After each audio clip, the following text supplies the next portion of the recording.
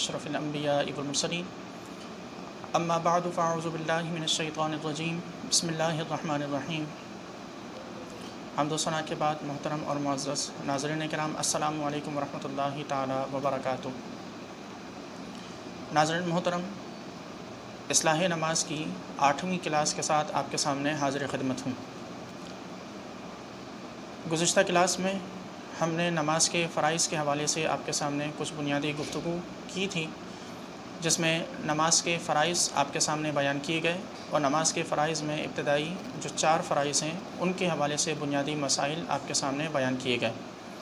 نماز کے فرائض آپ کے سامنے بیان کیے گئے کہ نماز میں 7 چیزیں ایسی ہیں کہ جو فرض کہلاتی ہیں اور جن کا خیال رکھنا انتہائی ضروری ہے، اور ان 7 میں سے اگر کوئی ایک بھی چیز نماز میں رہ جائے تو اس صورت میں نماز ادا نہیں ہوتی، یعنی نماز فاسد ہو جاتی ہے، اور ایسی نماز کو پھر سے ادا کرنا ضروری ہوتا ہے۔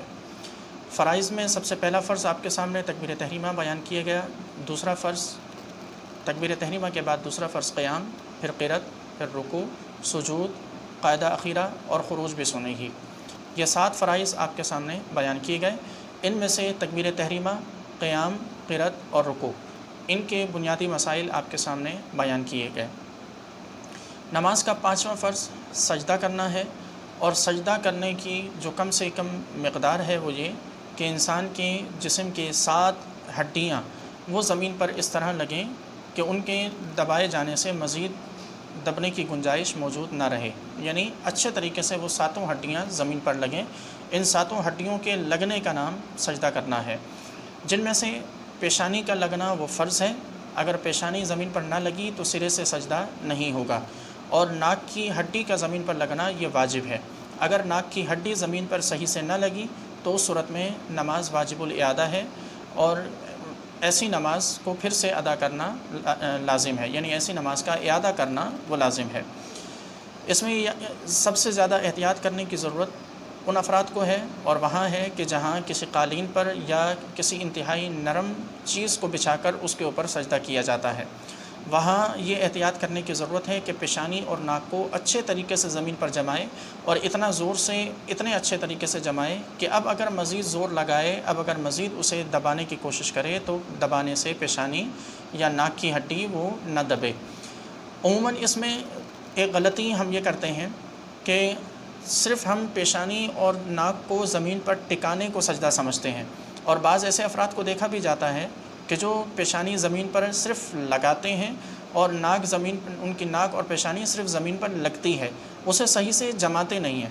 یہ یاد رہے کہ اس صورت میں صرف کھال کا ٹچ ہونا زمین سے یہ ضروری نہیں ہے، بلکہ ضروری یہ ہے کہ پیشانی اور ناک کی ہڈی دونوں کی دونوں زمین پر صحیح طریقے سے جمیں۔ اگر نہیں جمیں گی، صرف ٹچ کیا، تو اس صورت میں نماز ادا نہیں ہوگی۔ یہ انتہائی اہم مسئلہ ہے جس کا ہم میں سے اکثر عوام کو اس مسئلے کے بارے میں علم نہیں ہوتا۔ سجدہ کرنے کے بعد، یعنی سجدے کے بعد جو اگلا فرض ہے وہ ہے قاعدہ اخیرہ۔ قاعدہ اخیرہ سے مراد وہ قاعدہ ہوتا ہے جسے ہم عمومی زبان میں عام طور پر ہم التحیات کہتے ہیں۔ 2 رکعت والی نماز میں جو 2 رکعت کے بعد التحیات میں بیٹھتے ہیں وہ قاعدہ اخیرہ کہلاتا ہے، اور 4 رکعت والی نماز میں جو 4تھی رکعت کے بعد التحیات میں بیٹھتے ہیں وہ قاعدہ اخیرہ کہلاتا ہے۔ 3 رکعت والی نماز میں جو سب سے آخری قاعدہ میں یعنی تیسری کے بعد جو التحیات میں بیٹھتے ہیں وہ قاعدہ کہلاتا ہے۔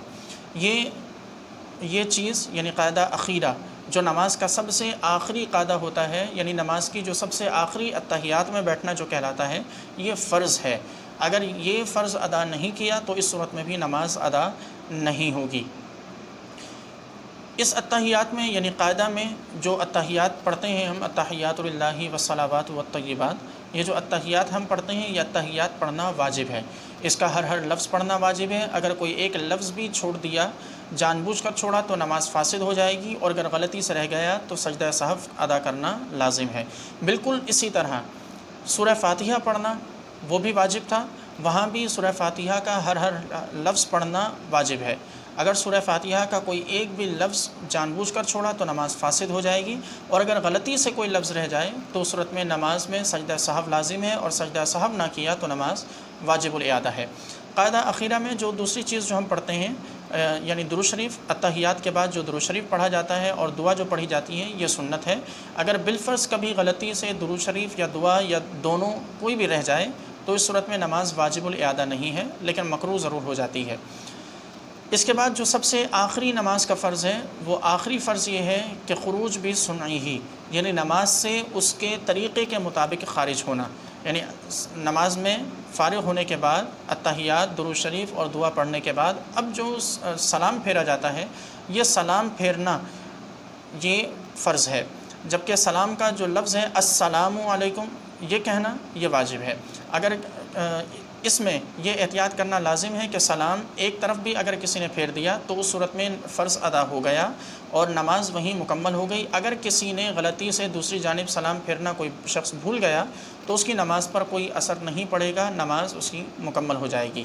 یہ نماز کے مکمل 7 فرائض آپ کے سامنے مکمل بیان کر دیے گئے۔ ان 7 فرائض میں بہت سی چیزیں ایسی ہیں کہ جن کے بارے میں ہم سے غلطیاں ہوتی ہیں اور ہمارا اس کی طرف دھیان نہیں ہوتا، جس کی وجہ سے ہماری نماز فاسد ہو جاتی ہے۔ اور یہ یاد رہے کہ ان 7 فرائض کا علم ہونا ہر مسلمان پر لازم ہے۔ اگر کبھی بھی اپنی غفلت اور غلطی سے ہم نے ان فرائض میں سے کسی ایک میں کوتاہی کر دی تو اس صورت میں یہ کوئی عذر قابل قبول نہیں ہوتا کہ مجھے علم نہیں تھا۔ علم حاصل کرنا یہ بھی فرض ہے۔ بعض اوقات کچھ افراد ایسے بھی دیکھنے میں آتے ہیں کہ جن کی نماز میں کچھ غلطی ہوتی ہے اور غلطی ہونے کے بعد جب انہیں اس کے بارے میں بتایا جاتا ہے تو وہ یہ کہتے ہیں کہ ہمیں اس کے بارے میں علم نہیں تھا تو اس لیے ہماری نماز ہو گئی۔ یہ یاد رہیں کہ علم نہ ہونا یہ ایک الگ گناہ ہے، یہ ایک الگ غلطی ہے۔ تو اس لیے نماز کی شرائط، نماز کی فرائض کے حوالے سے علم حاصل کرنا، علم رکھنا، اس کے بنیادی مسائل کو جاننا یہ ہم سب پر لازم اور ضروری ہے کہ بغیر ان کے ہماری نمازیں ادا نہیں ہوتی۔